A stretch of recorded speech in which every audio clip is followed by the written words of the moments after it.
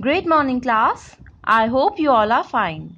Today we are going to understand chapter number 6, and the name of our chapter is Review Python.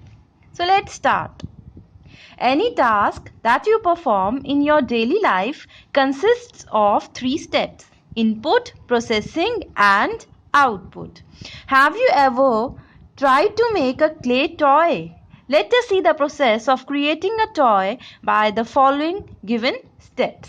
मतलब वो क्या बोलता है कि हमारी लाइफ में अगर कोई भी एक्टिविटी होती है तो उसमें 3 स्टेप्स जो होते हैं वो आपके परफॉर्म होते हैं. और वो कौन कौन से स्टेप्स होते हैं?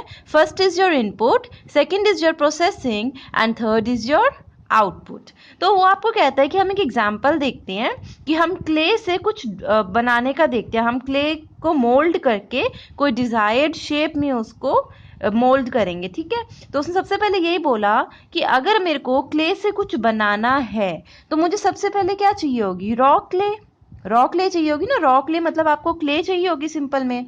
Mould the clay into the desired shape. उसके बाद आपको जो चीज बनानी है आप उस शेप में क्या करोगे? क्ले को मोल्ड करोगे, मतलब उसको ढालोगे.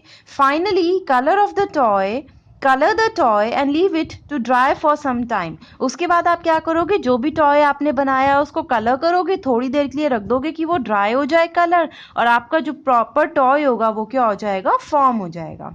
तो हमने क्या देखा कि जो टॉय था वो इन 3 स्टेप से क्या हुआ? हमारा फॉर्म हुआ. कैसे हुआ अब हम देखते हैं. मैंने आपको क्या बताया था? कोई भी एक्टिविटी ये 3 चीजें लेती थी.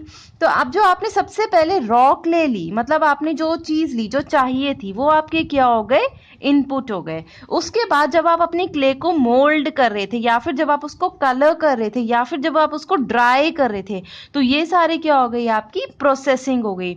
और लास्ट में जब आपका फिनिश्ड प्रोडक्ट, या फिर मैं कह सकती हूँ जो आपकी क्ले टॉय था, जब वो फॉर्म हो गया, ठीक है, और आपके पास रेडी हो गया, तो वो क्या आ गया हमारे पास? आउटपुट. तो इसका हम एक एग्जाम्पल यहाँ पे ड्राइंग देखते हैं कि जो आपकी क्ले थी वो आपका इनपुट था. जब बच्चे ने उसको मोल्ड किया और ड्राई किया तो वो क्या हो गया? प्रोसेस हो गया. और लास्ट में जब आपका प्रॉपर टॉय रेडी हो गया तो वो क्या रहा? आपका output. So a computer also works in the same manner. First, a computer accepts the data input by the user, then it processes the data, and finally it gives you the output.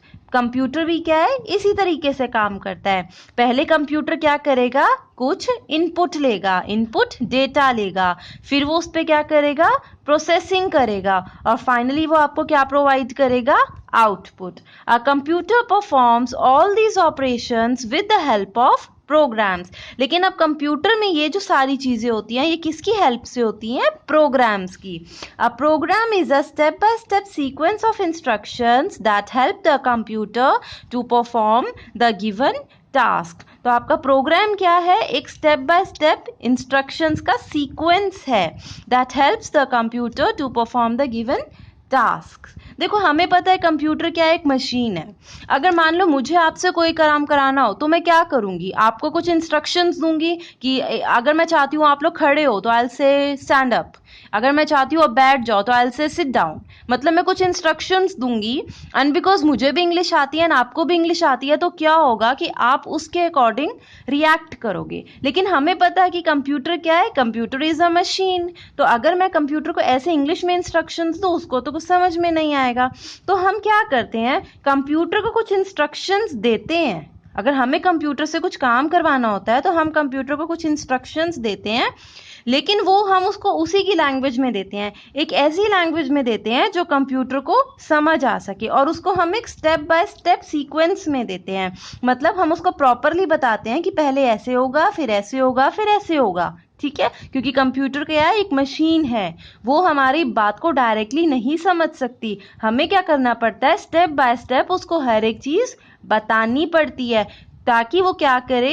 And at last वो हम जो चाहते हैं वो उस particular task को perform कर दे. तो वो यही बोल रहा है कि a computer performs all these operations with the help of programs. और प्रोग्राम है क्या? एक स्टेप बाय स्टेप सीक्वेंस है इंस्ट्रक्शंस का, मतलब हम कंप्यूटर को इंस्ट्रक्शंस देंगे एक सीक्वेंस के अंदर स्टेप बाय स्टेप, जिससे जो हेल्प करेगा कंप्यूटर को कोई भी टास्क को परफॉर्म होने में या कंप्लीट होने में. There are many programming languages that you can use to write the programs. बहुत सारी प्रोग्रामिंग लैंग्वेजेस हैं जिन्हें आप यूज कर सकते हो प्रोग्राम्स लिखने के लिए, जैसे आपकी पाइथन, सी है, C++ है, जावा है. ठीक है, अभी हम क्या करेंगे, स्टार्टिंग में कुछ कॉन्सेप्ट्स पढ़ेंगे पाइथन, क्योंकि हमारे चैप्टर का नाम क्या था, रिव्यू पाइथन. तो इस चैप्टर के अंदर हम इतनी सारी लैंग्वेजेस तो नहीं पढ़ सकते, हम एक ही लैंग्वेज पढ़ेंगे विच इज योर पाइथन. तो हमारा पहला जो टॉपिक है that is features of Python language, मतलब जो पाइथन लैंग्वेज है उसके कुछ फीचर्स हैं. Python is a general purpose high level programming language which uses variables without declaration. It is simple and interactive. सबसे पहला फीचर इसका क्या है कि ये बहुत ही सिंपल है, ठीक है, लिखने में. नेक्स्ट क्या है, प्लेटफॉर्म इंडिपेंडेंट. प्लेटफॉर्म इंडिपेंडेंट का मतलब क्या होता है कि आप इसको किसी भी कंप्यूटर में किसी भी ऑपरेटिंग सिस्टम पे चला सकते हो. Next is case sensitive.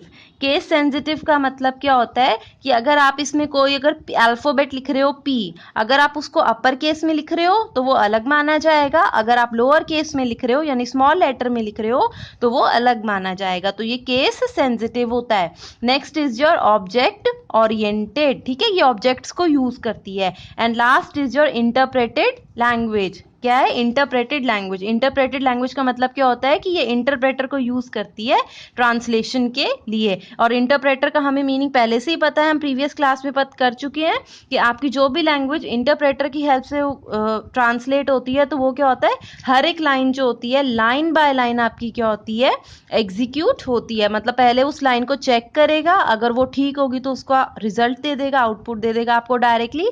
अगर उस लाइन में मिस्टेक होगी तो वो उसी टाइम आपको करेक्ट करनी होगी, दोबारा से इंटरप्रेट करना होगा, और वो सेकंड लाइन पे तब तक नहीं जाएगा जब तक फर्स्ट लाइन को वो ठीक नहीं कर लेता. तो ये कौन सी लैंग्वेज होती है, interpreted language. All these features make Python a popular language. ठीक है, और ये किस लिए यूज हो सकती है हमारी, आप इसमें बहुत सारे प्रोग्राम्स बना सकते हो डिफरेंट टाइप्स के, like console apps, desktop application, web application, mobile application, machine learning, robotics, performing scientific computations. तो with the help of Python आप इस टाइप की डिजाइनिंग कर सकते हो.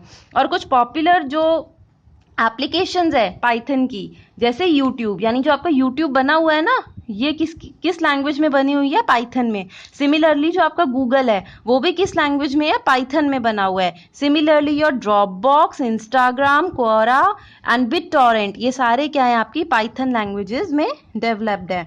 तो क्लास आज हमने सिंपल बेसिक तरीके से ये समझा है कि पाइथन के फीचर्स क्या होते हैं. तो I hope you have understood this topic. Thank you.